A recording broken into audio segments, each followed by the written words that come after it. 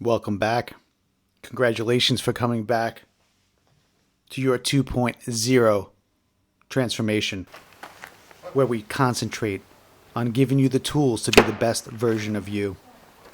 I started this podcast selfishly for me to work on my own issues and to become the best version of myself.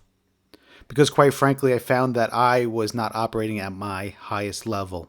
I thought I was until I felt I was stuck. So I started putting this together and I realized the value that it will have for all those individuals that are listening to help them get unstuck, to implement strategies to become the 2.0 version of themselves, the next version of themselves, the best version of themselves that operates at such a high level that everybody watches and loves and admires and looks up to. Because I think it's very important, and we'll discuss this in a later episode, that you need to understand that when you do something like this, people watch, people judge. And they judge in a positive manner and a negative manner. You will inspire many people, and just as much individuals will drop away. They'll be angry with you because they will criticize you. And they'll make excuses for why you're doing what you're doing and they're not. But congratulations for coming back. And if you're new to this channel, it's very important. Please, please, please like, subscribe, share. We need to get this algorithm going. We need to get on top of this. We need to be the best. Because this podcast is also my 2.0 version of myself, moving forward to make myself better. So today I want to talk about something that popped up. See, every morning I have a routine. At least this is my current routine, is I wake up and I go for a half an hour to 45-minute cardio program. Sometimes it's walking. I do have a neuroma in my right foot, which is a fancy word for pinched nerve. So sometimes it hurts, especially when it's cold outside. So then I'll take a really quick walk. Sometimes I'll run, sometimes I'll cycle, and sometimes I'll row. And that might change. But right now, that is my morning ritual. I wake up and I have to get cardio in. But with that being said, I also take the opportunity to listen to other people's podcasts. Some individuals that are like Bedros Goulios, amazing individual, and everyone that you're probably listening to, myself, you also. And I kind of think what these individuals have done, and you do think that there's a potential to mirror what they do, but you don't want to make it theirs and replicate it to yourselves. You want to make yours your own. But with that being said, as I was going on my walk this morning, I thought something was pretty interesting. Is I was watching individuals that were also out doing cardio. And in a town that's relatively big and you only see a handful of people doing cardio and most lights in the houses are out, I realized that today I was implementing faster, quicker, and better than anyone else that was in this area, except for the individuals that were up. We were on the same playing field. So say out of 10,000 people that live in the neighborhood with their lights out, 12 were hitting it hard this morning, hitting the pavement, and that's including me.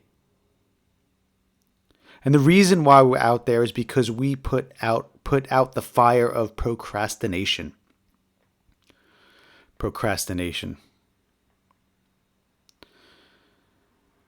In theory, procrastination is the number one reason why people don't hit their goals. It's the number one people that use the excuse of imposter syndrome. Imposter syndrome. It's also the number one reason why people have the fear of failure. When they have fear of failure, they procrastinate. So once that fear goes away, the idea is not implemented, they go, and their body takes them back to homeostatic thoughts. Homeostatic comfort zone. Because our minds, our bodies are made to be protected and safe. And when we take it out of the comfort zone of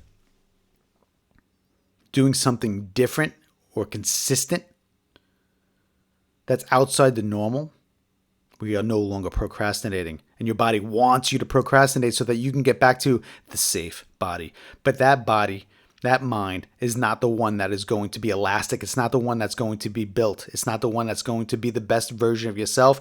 It's not going to be the one that's a 2.0 version of yourself. Procrastination is the enemy. Will you procrastinate over the journey of your 2.0 version of yourself? Absolutely. We're human. There's days that we may sleep in or we may not. There will be days when we had that target list of things to do, those missions that we needed to accomplish that day, and we didn't get to cross out the last one. At that point, you have the opportunity. Do you stay up a little bit longer and cross it off, or do you go to bed? But procrastination is up to you. I can't make you not procrastinate. I can't make you hit your dreams. I can't make you sit on the couch and do nothing. But what I can tell you is that if you do procrastinate, you will not be the best version of yourself. Are you happy being stuck? Are you happy being the 2.0? Actually, the 1.0 version of yourself? Are you happy there? I'm sure you're not, because you wouldn't be listening to me right now. So stop the procrastination. And the easiest way to stop the procrastination is to get up and get moving. One of the things that helps me the most is to have a target list, to have a to-do list that's done the night before. And those are the things that I need to do upon waking up. Cardio, exercise, water, and start sometimes answering emails, sometimes making a list of things to talk about on the podcast. Sometimes there's fitness or training programs that I want to put together to service those people.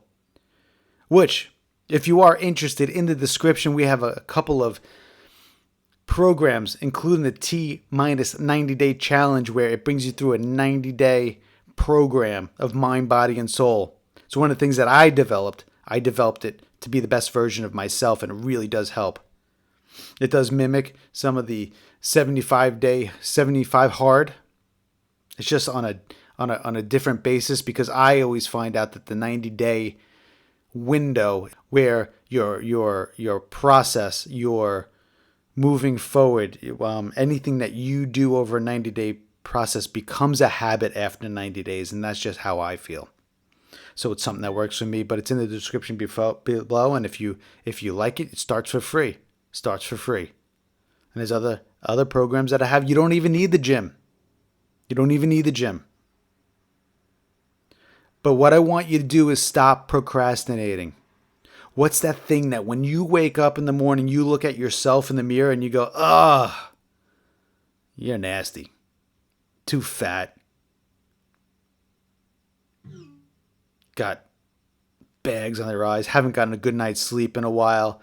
Can't implement that job. Bank accounts are low. That's all because of procrastination. So use that as fuel and stop procrastinating now. I want you to wake up tomorrow morning with a list to do and get it done. Start manipulating, start moving, start achieving your goals each and every day. Because when you finish that to-do list, when you don't procrastinate on day 1, day 2 gets even better. Day 3 gets even better. Day 30 gets even better. Day 365 will be night and day from day 1 if you do not procrastinate or minimize the procrastination that you have been setting forth on in the path of that allowed you to get stuck. I want you to get at it today, make progress, get at it, make progress, finish your day strong. Thank you. Thank you guys again for listening. Please like, subscribe, share, and we'll get through this together. Congratulations. Bye.